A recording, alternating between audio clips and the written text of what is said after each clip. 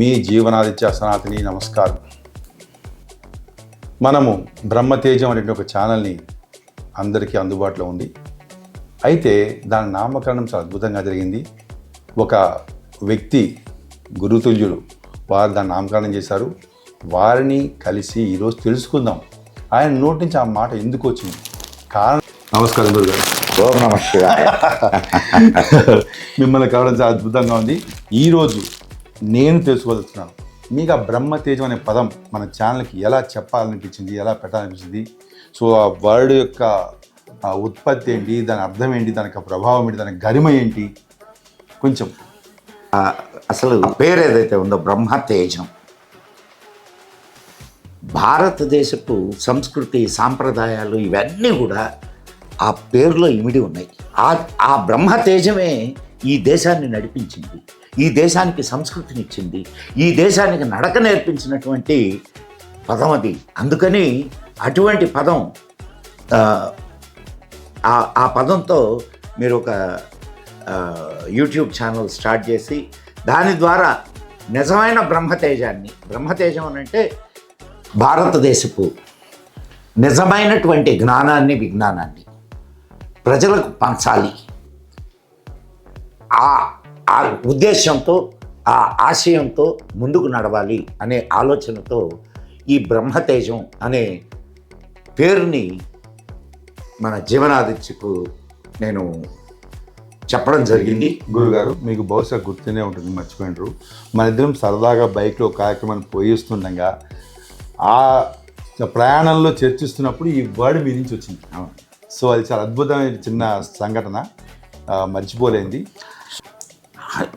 ఆ ఒక్క పదము మొత్తపు భారతదేశపు ఆధ్యాత్మిక తత్వాన్ని అంతా చెప్పేటటువంటి పదం. ఈ దేశంలో నీకు ఒక అద్భుతమైన విషయం ఏమిటంటే, అటు ఎక్స్టర్నల్ అండ్ ఇంటర్నల్ పరిశోధనలు, ఎక్స్పెరిమెంట్స్ జరిగినాయి. నీకు ఒక వేద మంత్రం చెప్తాను.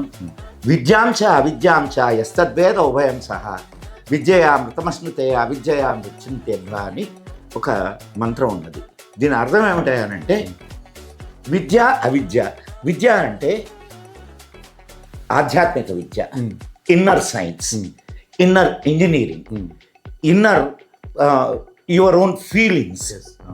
ఇది ఎక్స్క్లూజివ్లీ యువర్ పర్సనల్ థింగ్. మీరు మీ అంతఃచేతనలో మీరు అనుభూతి పొందేటటువంటి విషయం ఏదైతే ఉందో అది ఆధ్యాత్మికత. ఓకే. అండ్ అవిద్య అంటే విద్య లేకపోవడం కాదు, ఎక్స్టర్నల్ సైన్స్. అయితే అవిద్య లేని విద్య లేదు, విద్య లేని అవిద్య లేదు, రెండు ఉండాలి. ఇప్పుడు మీరు ఏదైనా ఒక విషయాన్ని తయారు చేయాలనుకున్నారు, ఏదైనా ఒక వస్తువును తయారు చేయాలనుకున్నారు. వస్తువును తయారు చేయాలి అనుకుంటే దానికి ముందు ఎలా దాన్ని కావలసిన ఏర్పాట్లు చేస్తారు? మీ మనస్సులో ఆ వస్తువుకు సంబంధించినటువంటి ఆకారం, ఆ వస్తువుకు సంబంధించిన లక్షణాలు, దాన్ని తయారు చేయడానికి కావాల్సినటువంటి మెటీరియల్, ఇవన్నీ కూడా మీరు ముందు మనస్సులో అనుకుంటారు. అనుకున్న తర్వాత అది బయటకు వస్తుంది, అంతే కదా? కాబట్టి లోపల జరిగేటటువంటిదంతా ఆధ్యాత్మికత, బయటకు వచ్చేదంతా కూడా అవిద్య. లోపల అది విద్య, బయటది అవిద్య. మన ఆధ్యాత్మిక విద్య ఏదైతే ఉందో, భారతీయ ఆధ్యాత్మిక విద్య ఏదైతే ఉందో, చాలా అద్భుతమైనటువంటి విద్య. మీరు ప్రపంచంలో ఇక ఏ మతం కూడా ఇంత పరిశోధన చేసి ఒక ధర్మాన్ని ప్రజలకు ఇవ్వలేదు. ఇది ప్రజలకు భగవంతుడు ఇచ్చినటువంటి ధర్మం. మీరు చూడండి, ఎన్ని రకాల పూజా పద్ధతులు మనకి, ఎన్ని రకాల ఆధ్యాత్మిక సాధన పద్ధతులు. పూజల్లో చూడండి, దేవతల్ని చూడండి, దేవుళ్ళని చూడండి, ఎంతమంది దేవతలు, ఎంతమంది దేవుళ్ళు. మీకు you have your own choice to choose your own interest. మన నేచర్కి ఏ సూట్ అవుతుందో మనం చూస్ చేసుకోవచ్చు. అటువంటి ఫ్రీడమ్ ఇక్కడ ఉంది. మీకు ఇంకెక్కడ ఏ మతంలో కూడా నువ్వు ఇదిగో ఈ మతాన్ని ఈ దేవుడిని నువ్వు నమ్మకపోతే నిన్ను చంపేస్తాం, లేకపోతే ఈ దేవుడిని నువ్వు ఇది చేయకపోతే నువ్వు నరకానికి పోతావు, ఇట్లాంటివి చెప్తారు తప్ప ఇలాగే చేయాలి, ఇలానే పిలవాలి, ఇలా చేస్తేనే కాదని ఇప్పుడు మీకు కొంతకాలం శివుడు అంటే నచ్చాడు, హాయిగా పూజ చేసుకోండి. మీరు దానికి అంటే కావలసినటువంటి విషయాలన్నిటిని తెలుసుకోండి. లేదు కొన్ని రోజులకి విష్ణువు అంటే నచ్చాడు, విష్ణువుని పూజించండి. ఇక్కడ ఉన్నటువంటి ఇంకొక విషయం ఏంటంటే మీరు ఏ దేవతను పూజించినా కానీ నిజానికి ఉన్నది ఒకటే సత్యం. ఏకం సత్ విప్రా బహుదా వదంతి. అంటే ఉన్నది ఒకటే సత్యం, దానిని పండితులు అనేక రకాలుగా చెబుతారు అని మనకు శాస్త్రం చెబుతుంది. సో ఒక్కొక్కరికి ఒకరికి అనుభూతి వస్తుంది, అనుభూతిని వాళ్ళు చెప్తుంటారు, వాళ్ళ ఇష్టం. ఇప్పుడు మీరు ఇప్పుడు ఒక విష్ణాలయానికి వెళ్ళారు, లేదా విష్ణు సహస్రనామం చదువుతున్నారు, లేదు శివ సహస్రనామం చదువుతున్నారు, లేదా అమ్మవారి లలితా సహస్రనామం చదువుతున్నారు. మీరు వీటిలన్నిట్లో కూడా విశ్వరూప, విశ్వ చైతన్య ఈ పదాలు మీకు కనిపిస్తాయి. అంటే మీరు ఏ శక్తిని కొలుస్తున్నారో ఆ శక్తిని ఈ విశ్వ చైతన్య శక్తిగా మీరు కొలుస్తున్నారు. అది ఆ ఫిలాసఫీ ఏదైతే ఉందో అది ఒక్క భారతదేశానికే చెల్లుబాటు. ఇంకొక విషయం గమనించాను, మనము యాగాలు చేస్తాము, యజ్ఞాలు చేస్తాము, పూజా విధానాలు చేస్తాము, ఎన్నో పద్ధతులు చేస్తాము. మనము రుద్రాభిషేకాలు చేసినప్పుడు అక్కడ ఉండేది బొమ్మే, శివుడే. కానీ మంత్రం ద్వారా మనలోని చైతన్య శక్తి దాంట్లో ప్రతిష్ఠింపజేసి మనం పూజ చేస్తాము, అంటే మనం పూజ. సో ఇప్పుడు బ్రహ్మతేజం అనేటువంటి దాన్ని వ్యక్తులు సపోజ్ అది ఎలా వస్తుంది, ఎలా చేయాలి, దానికి సాధించడానికి ఏం చేయాలి అనేటువంటి విషయాలు ఏమంటే చైతన్య శక్తి ఇక్కడి నుంచి అక్కడికి పోదండి, అక్కడి నుంచి ఇక్కడికి వస్తుంది. మనం మంత్రాలు చదువుతాం. ఓం నమో భగవతే రుద్రాయ, ఓం నమస్తే రుద్రమన్యవౌతోతైషవే నమః, నమస్తే అస్తు ధన్వనే బాహుభ్యాముతే నమః, యాత యుషస్వ తమా శివం బభూవతే ధనుః. మీరు రుద్రం చేస్తున్నారు, మీరు అన్నారు కదా రుద్రం. ఈ రుద్రం చేయడం వల్ల మీలో చైతన్య శక్తి వస్తుంది. ఓకే, ఎందుకనంటే ఆ రుద్రంలో ఉండేటటువంటి బీజాక్షరాలు ఏవైతే ఉన్నాయో అవి మీ శరీరంలో ఉన్నటువంటి అనేక నాడుల్ని ప్రకంపింపజేస్తాయి. దానివల్ల మీ శరీరంలో చైతన్య శక్తి పెరుగుతుంది. అంతేకాకుండా మీకు రుద్రానికి ముందు ప్రార్థనా శ్లోకం ఒకటి ఉంది. ఆ పాతాళ నభస్థలాంత భువన బ్రహ్మాండమా విస్ఫుర జ్యోతిస్ఫాటికలింగమౌళి విరసత్ పూర్ణేందువాంతామృతై అస్తోకాప్లతమేకమీశమనిశం రుద్రానువాకాంజపే ధ్యాయే దీప్సిత సిద్ధయే ధ్రువపదం విప్రో విషించేచ్చివం బ్రహ్మాండ వ్యాప్త దేహభస్త హిమరుచా భాసమానా భుజంగైః కంఠకాలాకపద్ధా కల్త శశికళశ్చండ కోదండహస్త చక్షారుద్రాక్షమాలాసు లలితా వపుష శాంభవా మూర్తివేద రుద్రా శ్రీరుద్ర సూక్త ప్రకటిత విభవాన ప్రయశ్చంతు సౌఖ్యం. ఇది చదువుతాం మనం. అక్కడ దాంట్లో ఏ పదం వచ్చింది? ఇందాక నేను ఆ పదం దగ్గర కొంచెం స్ట్రెస్ చేశాను. బ్రహ్మాండ వ్యాప్త దేహ, ఈ మొత్తం విశ్వమంతా వ్యాపించి ఉన్నటువంటి ఓ చైతన్య పురుషుడా. అర్థమైందా? అంటే మీరు ఏ పూజ చేసినా, ఏ మంత్రం చదివినా ఇవన్నీ కూడా మనల్ని ఆ ఏకేశ్వరోపాసన. ఏకేశ్వరోపాసన మననాత్ ఇది త్రాయతే మంత్ర అని చెప్పి మనకు చెప్తారు. అంటే మననం చేయడం వల్ల మీరు ఏదైతే మీరు ఉద్ధరించబడతారో అది మంత్రం. మంత్రం దేవతలు మంత్రాధీనులు. దేవత అనగానే ఒక రూపం ఇచ్చేసి ఇట్లా అనుకోకండి. It's a phenomena. ఇప్పుడు వాయుదేవుడు అంటున్నాం, వాయువుకి ఏమన్నా ఒక రూపం ఉందా? ఎందుకు అంటున్నాం వాయువుని దేవుడు అని? సూర్యనారాయణుడు అంటున్నాం, అండ్ అగ్నిదేవుడు అంటున్నాం. ఎందుకు అంటున్నాం దేవుడు అని? ఎందుకు వాళ్ళకి దేవుడు అని ఎందుకు చెప్పాం మనం? ఎందుకంటే మనం ఇలా ఉండడానికి మన యొక్క దీనికి వాళ్ళే కారణం. వాళ్ళు లేకపోతే మనం ఉండలేకపోతున్నాం. మనత్వానికి మన ఎగ్జిస్టెన్స్కి వాళ్ళకి వాళ్ళు సహకరిస్తున్నారు, ఆ తత్వం సహకరిస్తుంది. అవును. కాబట్టి ఆ తత్వాన్ని మనం ఇక్కడ దేవుడు అనే పేరు బయట ఉంది, మనలో ఉంది, అన్నిట్లో. ఇప్పుడు పంచభూతాత్మకమైనది శరీరం. అవును. సో పాంచభౌతిక శరీరంలో ఈ 5 తత్వాలు ఖచ్చితంగా ఉంటాయి. అవును. ఏది తక్కువైనా మనకి ఏది తక్కువ పడిపోతుంది. సో ఇటువంటి విషయాలని మీరు ప్రజలకి వివరించాలి అనేటటువంటి ఉద్దేశంతో మనకు ద్వైతం, అద్వైతం, విశిష్టాద్వైతం అనేటటువంటి 3 రకాల విధానాలు ఉన్నాయి. ఇవి కాకుండా వామాచారంలో కూడా అనేక రకాలైన కౌలాచారము, దక్షిణాచారం చాలా ఉన్నాయి. మీరు అటువంటి ఆ సాధనలు చేస్తున్నటువంటి మహానుభావులు ఇంకా చాలా మంది ఉన్నారు ఇక్కడ.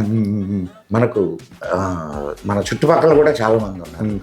అటువంటి వారిని అందరినీ మీరు ప్రజల ముందుకు తీసుకొని వచ్చి వారి సాధనలు ఏమిటి, వారి జ్ఞానం ఏమిటి, అనేక మంది పండితులు ఉన్నారు. పండితుల ద్వారా కూడా మీరు మనకు అనేక గ్రంథాలు ఉన్నాయి. రామాయణం, మహాభారతం. అసలు ఒక్క మహాభారతం తీసుకుంటే ఎన్ని కథలు. ఇవన్నీ మీరు ప్రజలకు చేరవేయండి. దాని ద్వారా ప్రజల్ని చైతన్యపరచండి. నీ ధర్మం ఎంత గొప్పదే అని చెప్పే సంగతి వాళ్ళకు తెలియాలి. ఆదిత్య గారు, మనకు ఒక 4 వ్యవస్థలు ఉన్నాయి. ఒకటి బ్రహ్మచర్యం, 2 గృహస్థాశ్రమం, 3 వానప్రస్థం, 4 సన్యాసం. అంటే మొట్టమొదటి వ్యవస్థ అయినటువంటి బ్రహ్మచర్యంలో బ్రహ్మచర్యాన్ని పాటిస్తూ విద్యను అభ్యసించడం లేదా వృత్తిని నేర్చుకోవడం. తర్వాత గృహస్థాశ్రమ ధర్మాల్లోకి వచ్చినప్పుడు గృహస్థాశ్రమ ధర్మాలని పాటిస్తూ బిడ్డల్ని కని సమాజానికి మంచివాళ్ళుగా తయారు చేసి అప్పగించి మీరు ఈ సమాజానికి ఉత్పత్తి రంగంలో సహాయం చేయడం. మూడవది వానప్రస్థం. ఒక వయసు వచ్చేసింది, 50-60 వచ్చేసింది. ఇక మీరు సంపాదించి ఇదంతా చేసి ఇంకా ప్రయోజనం ఏం లేదు.